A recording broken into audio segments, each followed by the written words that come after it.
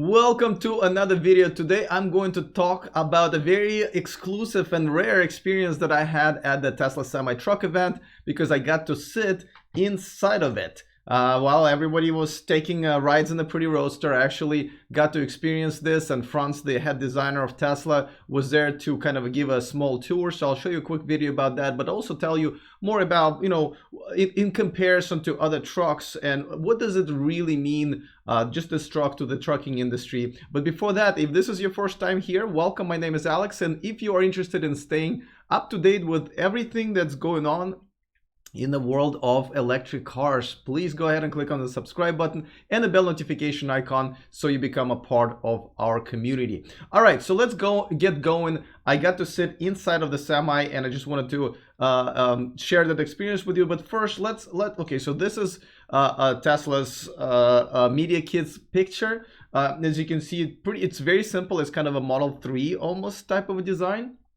And this is another look at it. As you can see that the seat is just kind of right in the middle, and a lot of people made comments about how they will need to make a separate version from like UK and so forth where the seat has to be on your right. So that's and I think there's another one right here, so that's kind of from the point of view of the driver. So this is what basically you've seen, and my experience was though pretty quick, but as you can see, I got to sit. The seat is like bouncy, right, which is kind of normal for semis, I guess. To the right of me is Franz, and as you can see, I got to play with the monitors. It really reminds me of the Model 3 monitors. I mean, I didn't get to spend that much time with the Model 3 either when I was in there, but the monitors are very similar. I did not see the feed from the cameras on the sides, but a lot of different options were actually working, and everything was, you can have it either redundant, like you can have a map here and a map here, or you can have two different things. Like you can see in that video, I have two different things going on at once. The interior is again very minimalistic. On the right, you kind of have your cup holders and stuff to put your stuff in. As you can see, the dashboard is pretty low, so you can see pretty well. I mean, people were asking, well, does it? Let me switch to the full screen. As you can see, it's pretty low, because so you can see down, like see how the guy's looking at the logo there, and I can still see him with the camera, and you guys can see the monitors just a little bit better. The wheel is obviously you can tilt it back and forth, but it's kind of a horizontal. It's like almost like a bus like, so that was a little bit weird. But again, this is something that's pretty normal for the trucking industry, and this is what it feels like. Did it have a sleeping cab, asks David in the chat. No, it does not have it. I'm going to assume that they're going to work with the industry in general, and people and companies that they work with right now, and see if this is even necessary. And if it is, I'm sure they're going to get it done. But for now, this truck does not have it. It does have a folding seat on the back, and that's where Elon rode when he kind of came up into the whole presentation show. Let's see. Oh yeah, so let's talk about what a regular semi truck looks like. Here's a picture of what a regular truck looks like. I know Elon showed you everybody a picture that's kind of very simplistic. I think that was like an 80s truck, but like the last 10 years or so, this is what they look like, which is almost like a large SUV type of the thing. I mean, a lot of buttons, and of course the biggest problem is the gearbox, right? Because you have like, I believe, up to 18 gears sometimes, and all they do is consistently shift and shift and shift, and obviously that requires a lot of maintenance, and there is no gearbox or transmission or maintenance on a Tesla Semi. Now let me show you another one. Now this is from the Mercedes-Benz. This is what their latest trucks look like inside, so it's pretty nice. As you can see, it does have a couple of monitors there. The one on the right, it's actually kind of an iPad kind of thing where you can actually yank it out and go around with it, which, by the way, is not a bad idea. Maybe Tesla will add one of those monitors, because you have to go around and maybe do inventory and check up on the maintenance of the truck. So that's actually may not be that bad of an idea to have one of them, or maybe a third one added where it's removable, but yes, in sync with the rest of them. So that's that's pretty cool. I mean, I have to say that the experience, I mentioned it already in my, I think, feed on Saturday, maybe even yesterday.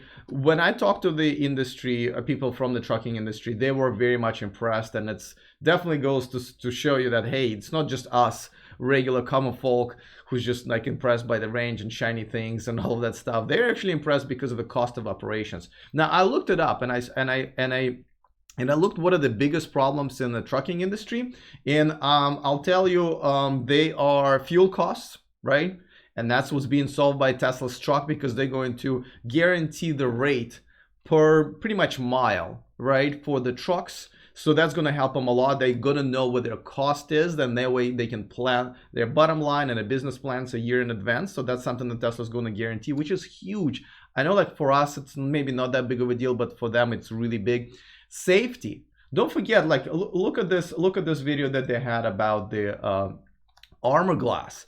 I mean, this is another thing, that safety. I mean, I don't mean just this particular issue of stuff is just hitting truckers all over the place because they follow other trucks and big metal things fall off of those trucks, but also it's safety as far as just, you know, drivers, sometimes they get really bored or sleepy. I've read some stories where truckers, you know, they switch to the night shifts, and they've been doing that for a while, and no matter how much sleep they get, they still get really sleepy around 4 or 5 o'clock in the morning, and that, you know, that puts them in danger. Well, the driving assistant features in the semi truck that Tesla made or will make will definitely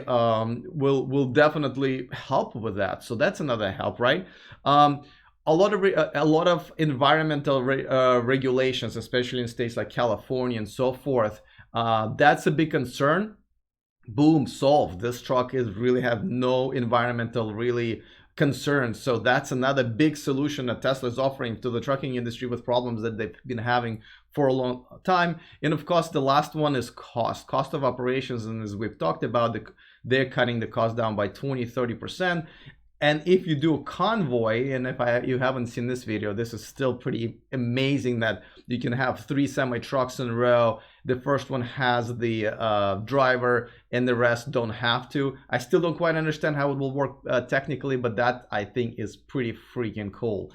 So in the chat, Shinta Himura is asking, was the seat centered in the truck? Yeah, I mean, let me show you the video again. So as you can see, it's right smack in the middle. Now I have to say those monitors are a little far. See how I have to reach? See how I have to lean forward to touch the monitors right there?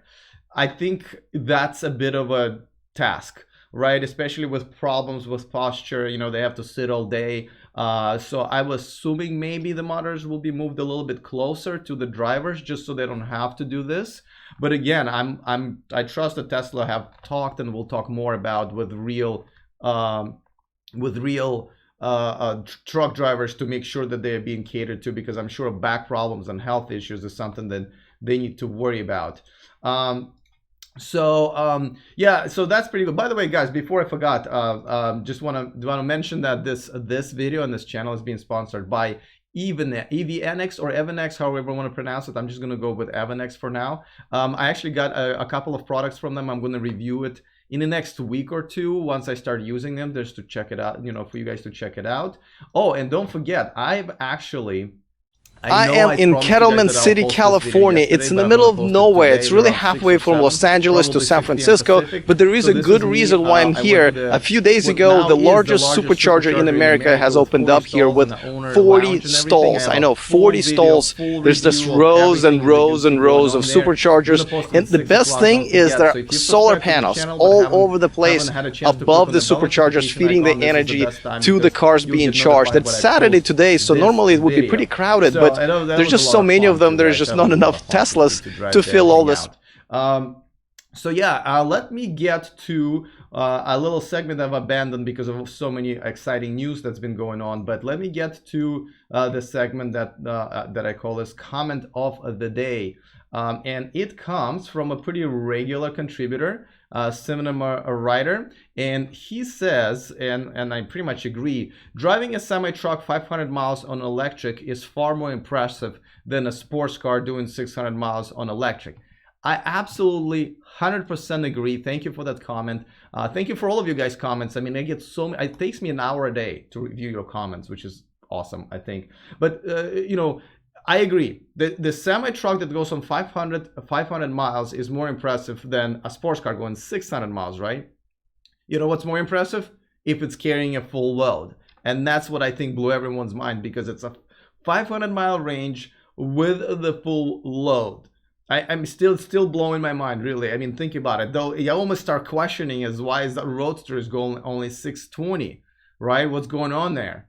Why is it only an extra 100 miles? I'm sure the battery has to be smaller. That's probably the answer. And people are estimating that just by calculating, they're estimating that the truck has a 1,000 kilowatt hour battery. Though don't forget, we kind of forgot that there are going to be two battery options. One is for 500, another one's for 300. I'm assuming 300 battery pack is for trucking companies who do like short distance deliveries and so forth. So that is that's definitely a great option for them to also save some money.